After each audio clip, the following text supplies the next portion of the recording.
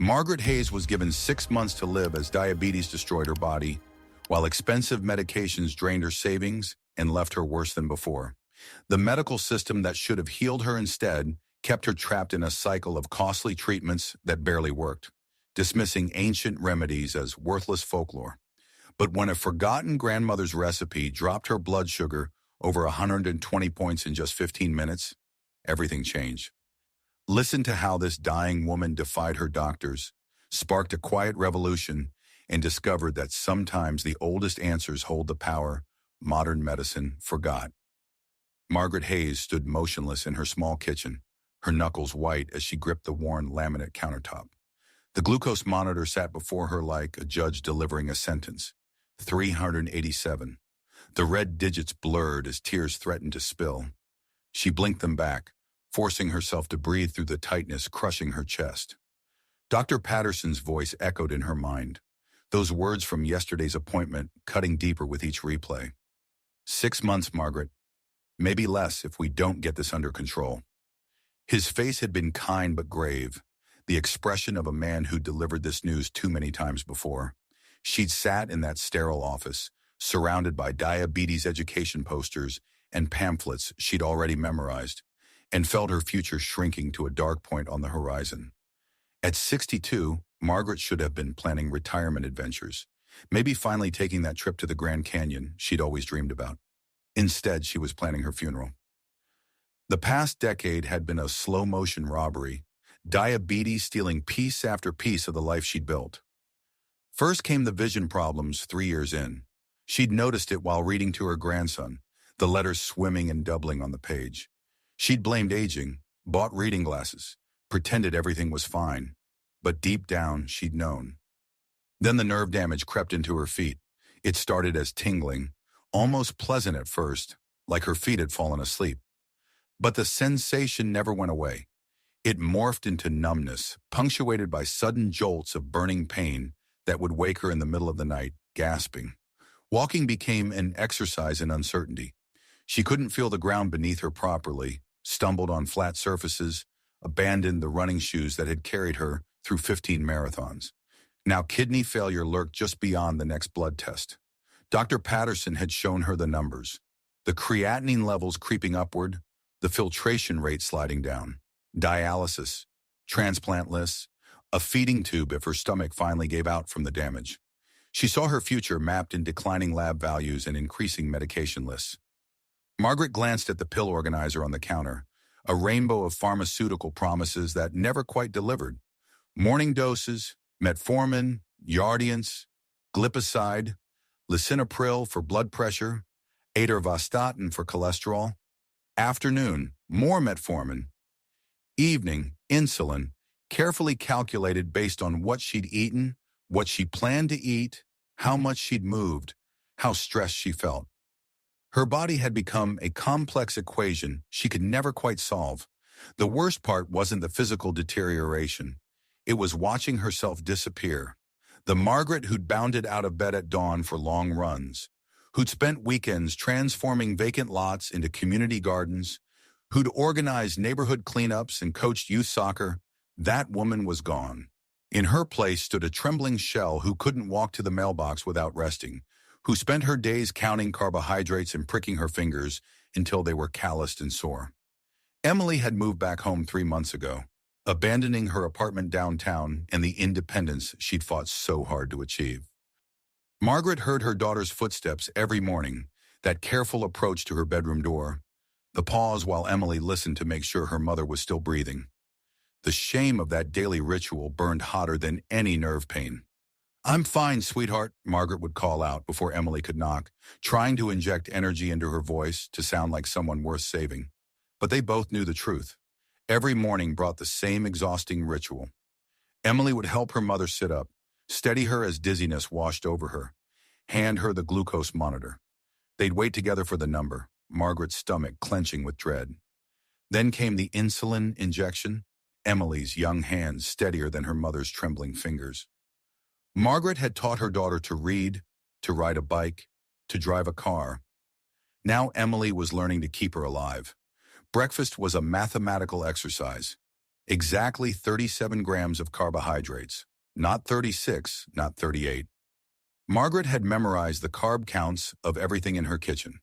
Half a cup of oatmeal, 27 grams. One slice of whole wheat toast, 12 grams.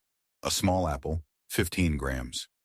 She built her meals like fragile towers, knowing one miscalculation could send her blood sugar soaring or plummeting into dangerous territory. The medications made her nauseous.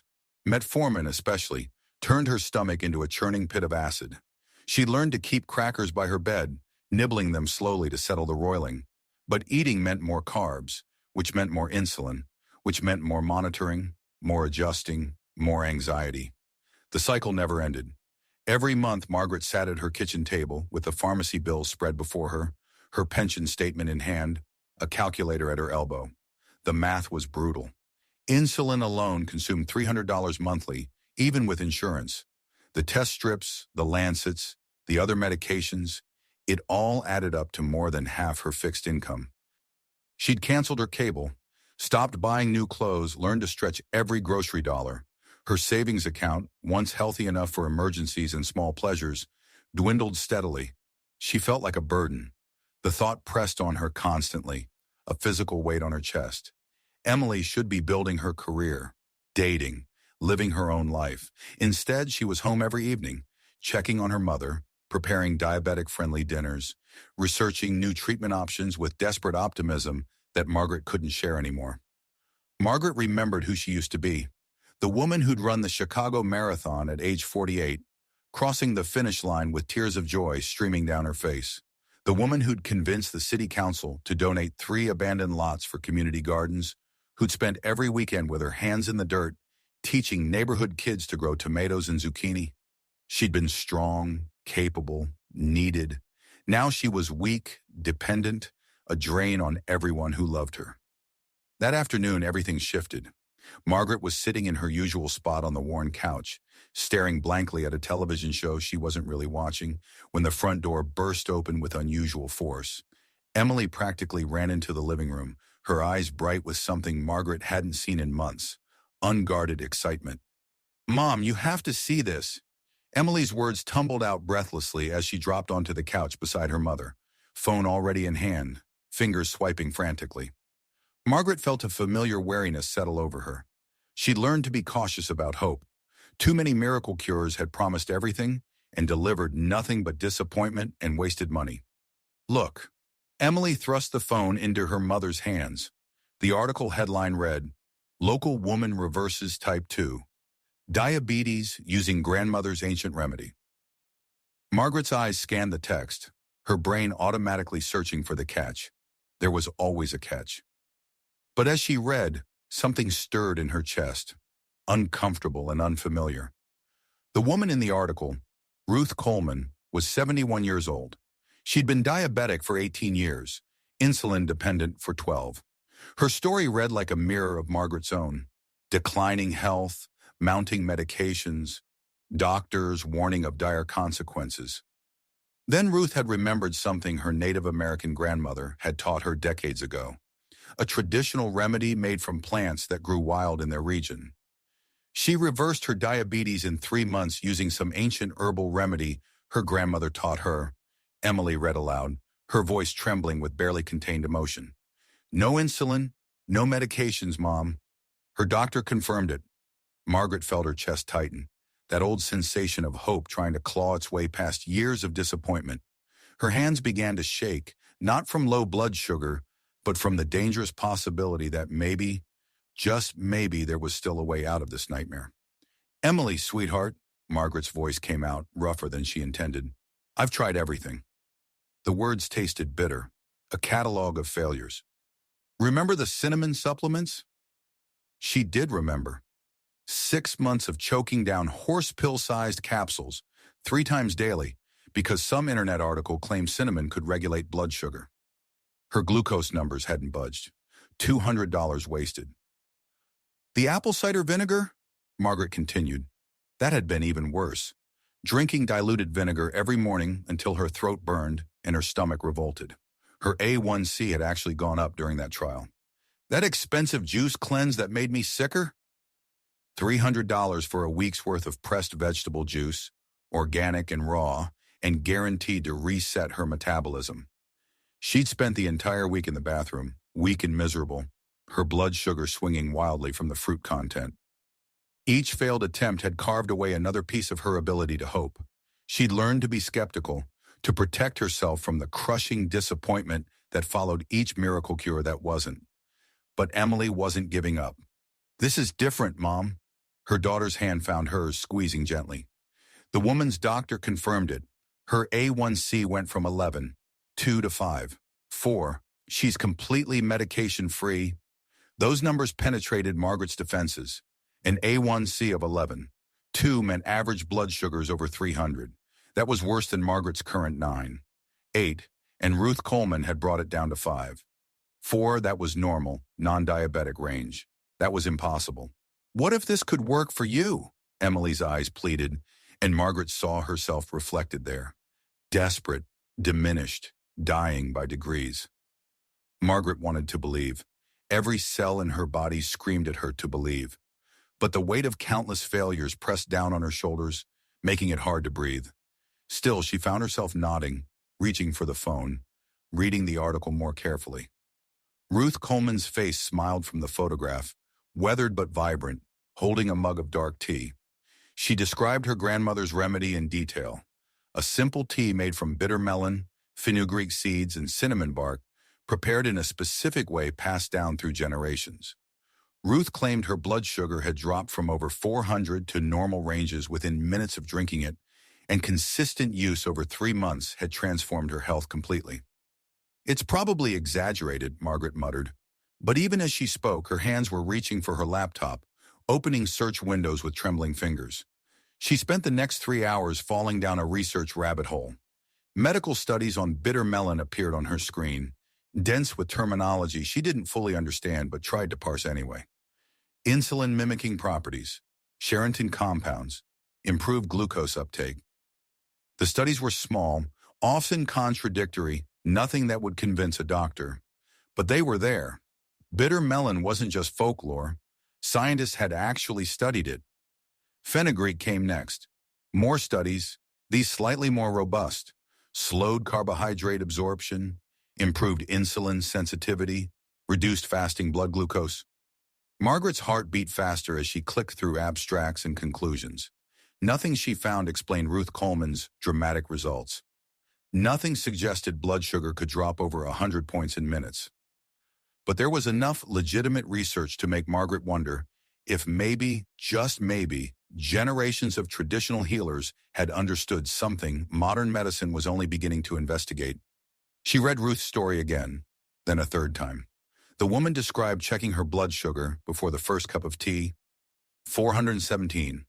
Then 15 minutes after drinking it, 298. An hour later, 241. The numbers seemed impossible, too dramatic to be real. But what if they were real? Margaret barely slept that night. She lay in bed staring at the ceiling, her mind churning through possibilities and probabilities. Every time she started to hope, fear would slam down on her, reminding her of the cinnamon pills, the vinegar, the juice cleanse. But beneath the fear, something else stirred. Something that felt like the first warm day after a brutal winter, tentative and fragile, but undeniably there. The next morning, Emily was already awake when Margaret shuffled into the kitchen. The farmer's market bag sat on the counter, and Emily's face held an expression of determined optimism that reminded Margaret of her daughter as a little girl, insisting she could ride her bike without training wheels. "I got everything," Emily said, unpacking the bags with careful reverence. "Fresh bitter melon, whole fenugreek seeds from the spice vendor, and organic cinnamon bark, not the powder."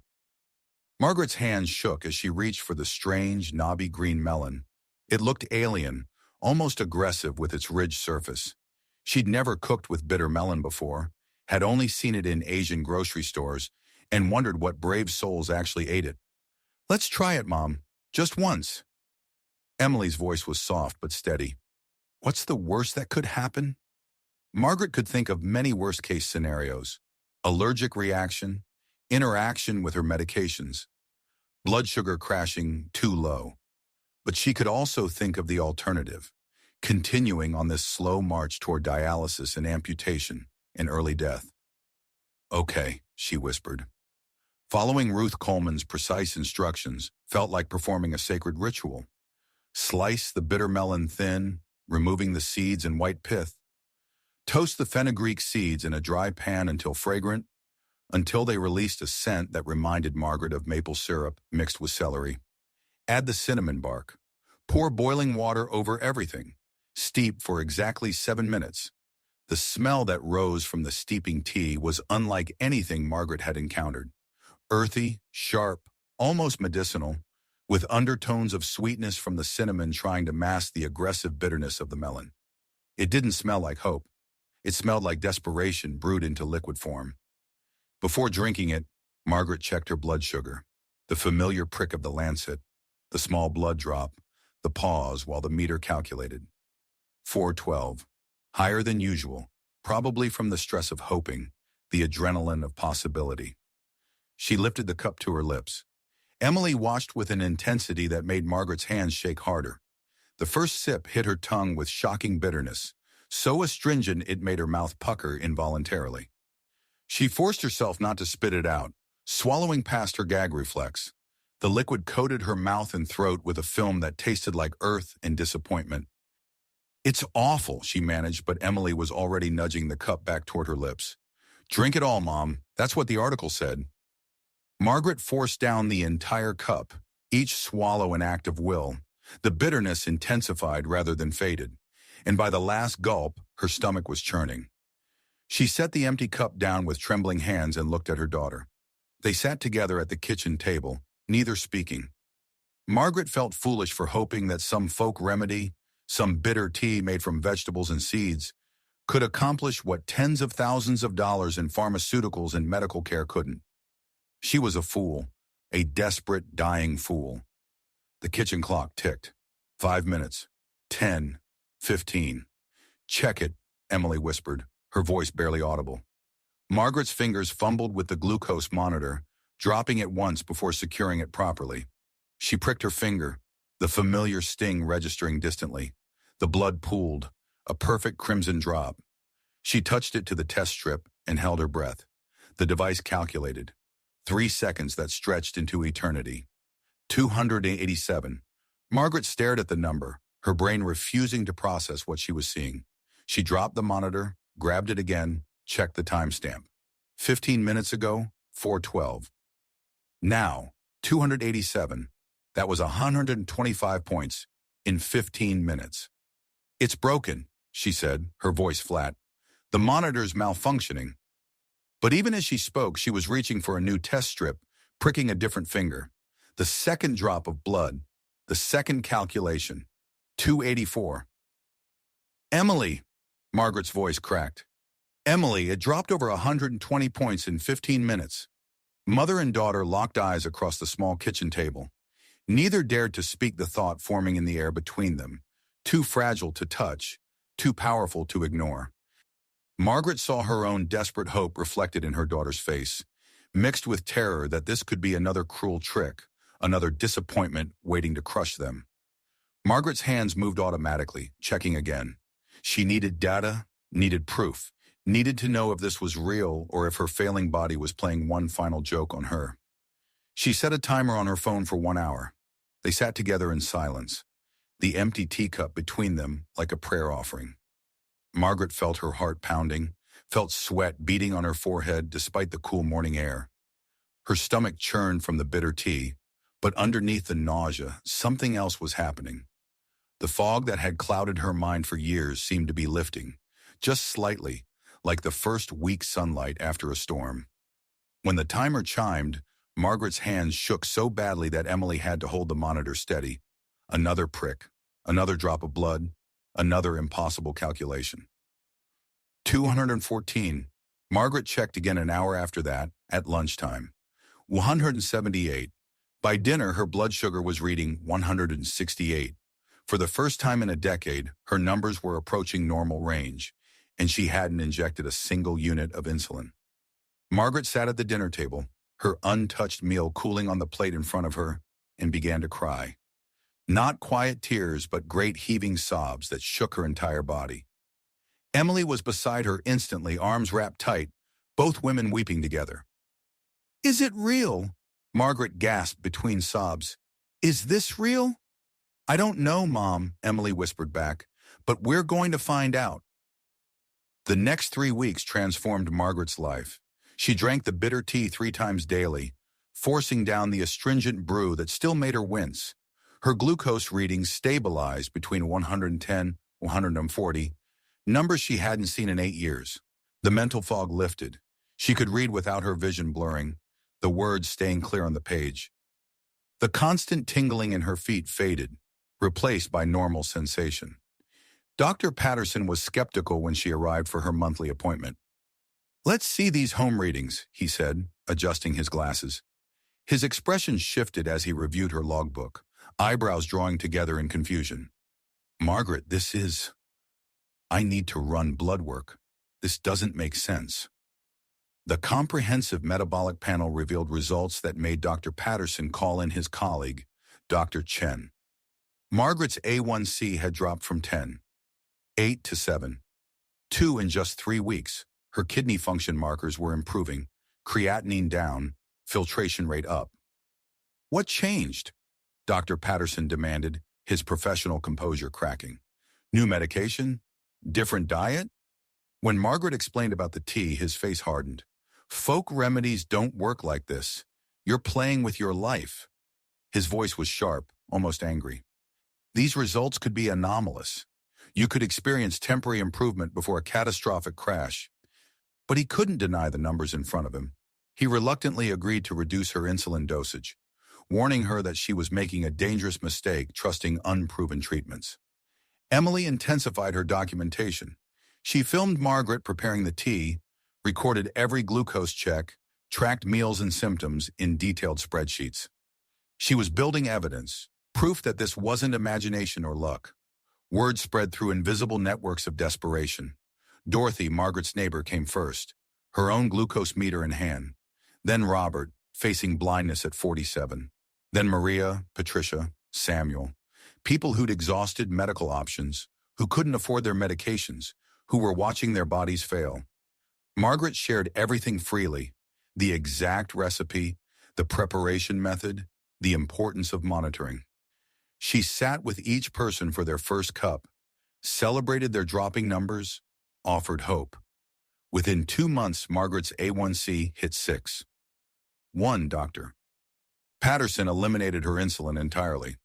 "In 30 years of practice, I've never seen such a rapid reversal," he admitted, his skepticism giving way to reluctant wonder. "I'm going to document your case. Other doctors need to see this." Margaret felt reborn. She returned to the community garden, kneeling in the dirt with steady hands, planting seedlings, pulling weeds. She worked for 3 hours without pain, without exhaustion. Her body remembered what it used to be capable of. She took her first pain-free walk in 5 years, covering a quarter mile without stopping to rest. But questions haunted her at night. Why did this work when nothing else had? Why wasn't this knowledge widespread if it was so effective? She thought about Ruth Coleman's grandmother, about generations of indigenous healers whose wisdom had been dismissed and lost. How many people had died from complications she was now avoiding? The weight of that knowledge pressed on her chest. She couldn't keep this secret.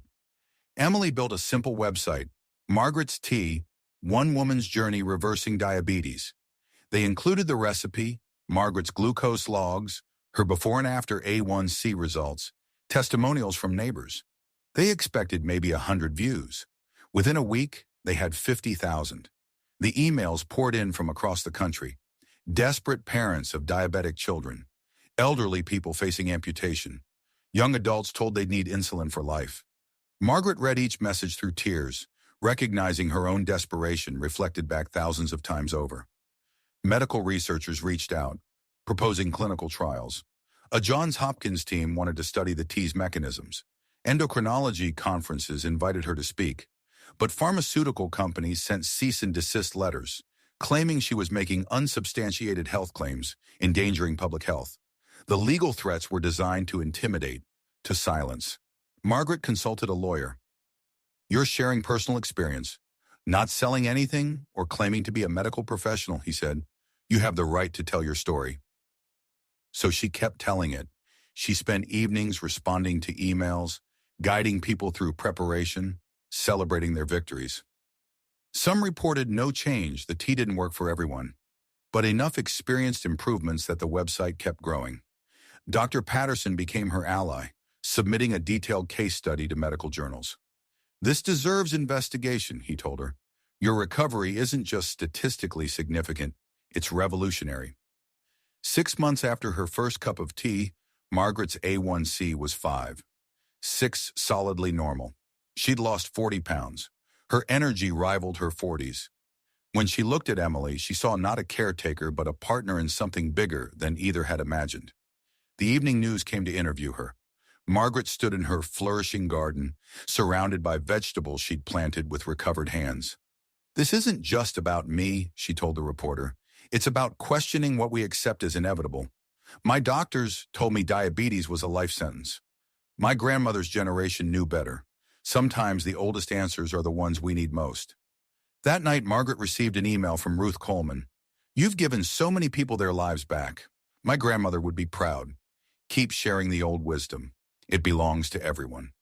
Margaret sat at her kitchen table with Emily, both crying tears of gratitude and purpose. The simple tea that had saved her life was spreading hope across the country, one desperate person at a time. She checked her blood sugar one final time before bed. 98.